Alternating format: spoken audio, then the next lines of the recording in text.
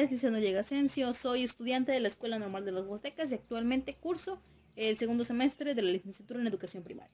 Bueno, el motivo de este video es para contarles mi experiencia con la literatura. Empezando con mi vida personal. Bueno, yo personalmente no soy una persona que sea pues activamente lectora. Sí leí antes, pero he dejado un poco el hábito y espero retomarlo.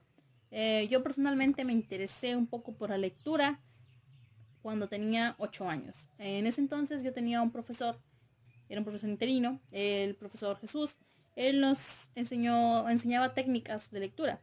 Nos decía que siempre para leer un libro rápido teníamos que leer las últimas palabras de los párrafos.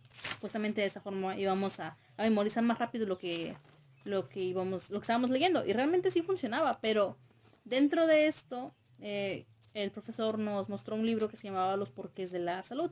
Este era un libro que explicaba sobre los sucesos que ocurren con el cuerpo, el por qué nos enfermamos, por qué nos da tos, entre otros. Y era un libro muy interesante realmente, tenía sus secuelas como por los porqués de la ciencia que explica los fenómenos naturales, que también era muy interesante porque nos muestra dos ideas, una idea que es ficticia, donde tú puedes decir que un niño se la imaginó, y otra que es realmente pues verídica. Pero era una buena forma de acercarte un poco porque lo hacía para romper el hielo, no era un acercamiento brusco, que texto, que no, eran imágenes, eran ideas creativas, entonces a uno le gustaba mucho ese sentido. Yo me interesé personalmente más por conocer y aprender cuando tenía como unos 14 años, porque en ese entonces yo tenía un profesor en la secundaria que él nos dejaba un libro por semana para leerlo. Entonces eran libros muy interesantes los que yo leí en ese entonces, que realmente guardo con mucho cariño, que son como El esclavo, El perfume, algún otro libro como lo fue El gato que enseñó a volar una gaviota, también Ahora que nadie me ve. Entonces eran libros muy interesantes que despertaban nuestra imaginación, nuestra curiosidad. Y también, aquí ya me voy a entrar un poco a mi vida estudiantil. Pues mis maestros no usaban técnicas que vamos a decir que ahora sí que eran muy llamativas, pues para que uno se interesara por leer. Eran un poco monótonas. Lo mismo la educación tradicional, de decir que van a ser planas, van a hacer recortes, van a hacer esto, y leer y sacar un resumen, leer y sacar un resumen. Y nos ponían un texto de tamaño así en el pizarrón para copiar. Entonces no era como que fuera también muy llamativo hacerlo. Sí, fue hasta otra vez la secundaria, cuando nuestra maestra de historia, ella nos contaba las historias, pero lo hacía como, utilizando un término, como si fuera un chisme. Entonces, cuando ella hacía esto, posteriormente nosotros en nuestras exposiciones lo hacíamos igual. ¿Por qué? Porque de esta forma nos contextualizábamos un poquito más y hacíamos que la información que recibiéramos pues era muchísimo más fácil de leer, de acceder, y la comprendíamos muchísimo mejor, la verdad.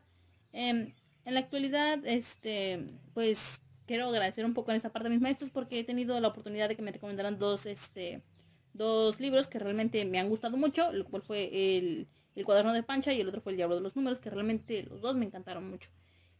Regresando un poco, pues algunas de las experiencias que yo tuve hablando en mi vida estudiantil, pues fueron las participaciones en oratoria, donde realmente tenía que leer mucho y tener mucha comprensión porque sentía yo que si no lo comprendía no lo iba a poder expresar bien. Entonces, fueron la oratoria, la exposición de poesías, que reflexiones, que participaciones en que vamos a ir a tal lugar, necesitamos que alguien nos lea el programa. Cosas que podrían parecer muy sencillas, pero para mí fueron muy significativas porque yo de esta forma pues pude desempeñarme un poquito mejor en la escuela y pues me dio la fluidez que ahora tengo y que realmente agradezco mucho.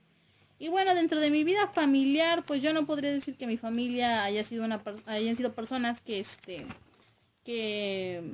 no era muy común que tuvieran libros, el hábito del estudio, que tuvieran libros en la casa. Sí, mi papá, tengo que agradecer esa parte, él sí me leía fábulas, me leía leyendas, en alguna ocasión me llegó a comprar un cuento y pues me lo leía bastante. Eh, recibí atención en parte de mi familia en ese sentido, pero no era tan constante.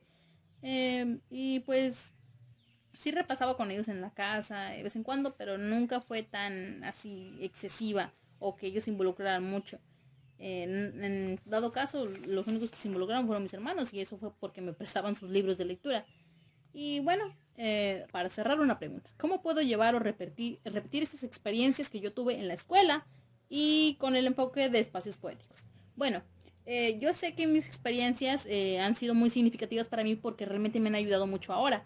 Entonces, yo siento que con darles esa libertad a los alumnos de que ellos conozcan sobre temas que realmente les interesen. Siento que no se debe de forzar este hábito por la lectura, sino que es algo que se da de forma natural. Yo lo adquirí de forma natural, no fue por presión de que alguien me dijera, tienes que leer, porque de esta forma no funciona. Entonces, se debe dar, considero yo, una libertad para que pues ahora es que los niños se interesen por la lectura. En este caso nosotros como somos jóvenes, que se nos dé esa libertad también de escoger qué es lo que queremos aprender. Porque la gente, la lectura es algo que no lo ve muy necesario, pero pues es un mundo, la lectura es un mundo que nos permite pues tener un mayor conocimiento, un mayor vocabulario.